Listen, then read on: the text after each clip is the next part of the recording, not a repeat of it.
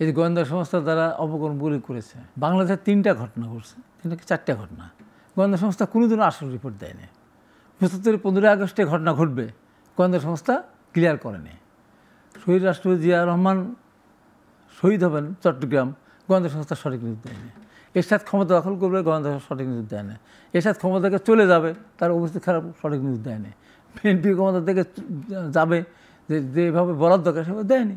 আওয়ামী লীগ যে বিদায় নিয়ে পালিয়ে গেল, তাও তো গোয়েন্দা সংস্থা সঠিক রিপোর্ট দেয়নি। কী করেছে তারা? যদি সেই রিপোর্টগুলো দিত, দেশের পরিস্থিতি ভয়াবহ, আপনাকে কিন্তু দেশ ছেড়ে পালিয়ে যেতে হবে, তাহলে নিশ্চয়ই তারা একটা করতো।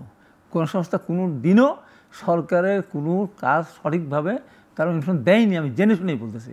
এখনও দিচ্ছে না, এখনও এই সরকারকে দিচ্ছে না। কিন্তু তারা এখন না দেওয়ার অনেকগুলি কারণ আছে, স্পষ্ট করে বলতে চাই। এখন এই গোয়েন্দা সংস্থা যারা আছেন তারা এই সরকারের লোক কেউ না। তারা বিগত সরকারের আমলে রিক্রুটমেন্ট হয়েছে অনেকের, নাহলে তারা প্রমোশন পেয়েছেন, তাদের মনোভাব সম্পন্ন রক্তে মিশে আছে। আপনি কী দেবে, কী রিপোর্ট দেবে? সরকারের থেকে, সরকারের কাছ থেকে বড় হয়েই তারা সঠিক নিউজটা দেয়নি। যদি সঠিক নিউজ গোয়েন্দা সংস্থা দিত, তাহলে কি একতরফা নির্বাচন করতো 24 সালে?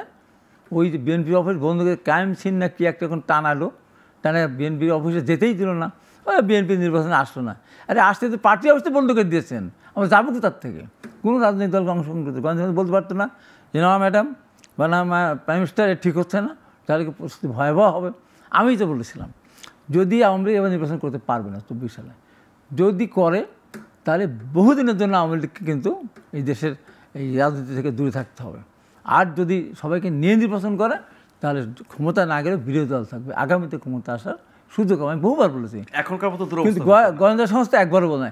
এখনও আবার গোয়েন্দা সংস্থা এবং কিছু বুদ্ধিজীবী এই সরকারকে বিপদে নিয়ে যাচ্ছে, যে আপনি ভালোই আছেন, ভালোই চালাচ্ছেন, খুব ভালো চালাচ্ছেন, আগে থেকে ভালো চলতেছে, চালিয়ে যান, কোনো নির্বাচন দরকার নেই। এই যে মিসগাইড করছে তারা, গোয়েন্দা সংস্থার বলা উচিত যে না, নির্বাচন দিতে হবে। আপনি ডিসেম্বরে দেন, জানুয়ারি দেন, ফেব্রুয়ারি দেন, বলেন আপনি এত আগে নির্বাচন দিবেন, এটা অনন্তকাল তো থাকতে পারে না। এখানে গোয়েন্দা সংস্থার সঠিক পাঠটা, সঠিক কাজটা তারা করছে না। এবং এক শ্রেণীর সাংবাদিক, এক শ্রেণীর বুদ্ধিজীবী, তারাও কিন্তু এক শ্রেণীর ব্যবসায়ী। তো একজন ব্যবসায়ীকে শুনলাম, সে বলতেছে না অনেকদিন থাকা উচিত। তাই আমি বলতেছি, একবার তাকে বলতে আমি সেভাবে বলার সুযোগ পাইনি, আমি অন্য একটা সুরে ঢুকে গেছিলাম যে আপনি তার 17 কোটি মানুষ হলেন কী করে? এই যে বিগত সরকারে আমার যদি কোনো কিছু না, তা আপনি 17 কোটি টাকার মানুষ হলেন কী করে? এখন আবার তারা এখান থেকে সুবিধা নেওয়ার জন্য এইগুলো বলতেছে। তো সবসময় আমাদের দেশের গোয়েন্দা সংস্থা সবসময় মিসগাইড করেছে, এখনও করে যাচ্ছে।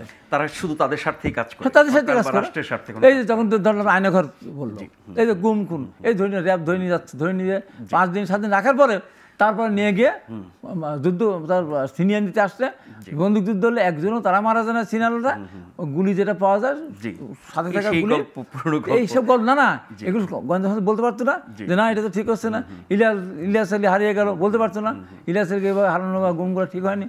চৌধুরী আলম, হুমায়ুন, এই যে জিনিসগুলো আমি বলতেছি, এইগুলি গোয়েন্দা সংস্থা এখনও উচিত সরকারকে সঠিক নিউজ দেওয়া, নাহলে তাদের পরিণতি খুব ভয়াবহ হবে।